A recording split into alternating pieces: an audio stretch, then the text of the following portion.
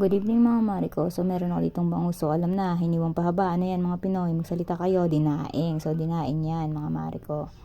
So, ayan. Gagawa tayo ngayon ng pang-marinate. Nagbalat lang ako ng isang bilog na bawang. Meron akong magic syrup, dalawang kalamansi, asin, isang kutsarita, at turog at pinong paminta. Ang ginagamit ko naman suka ay cane vinegar. Dahil tamad ako magiwa, gagamit tayo ng food processor. Tamad ako eh. Yan. So, lalagay lang natin yung bawang. Lagay natin lahat yan. Pasak-pasak lang. Basta lahat-lahat yan. Pag sama-samahan nyo, wag lang yung kalamansi ah. Yan. Asin, paminta. Ano pa ba? Ayun. Magic syrup. Huwag nyo ilalahat. Kalahati lang. Kaya yung sobra sa magic syrup.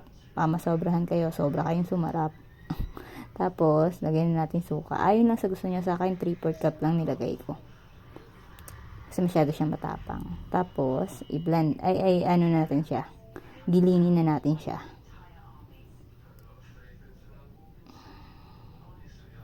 Tapos natin siyang dilingin. Maaari na natin itong ibuhos sa ating sa ating bangus. Ito, bubuhusan natin.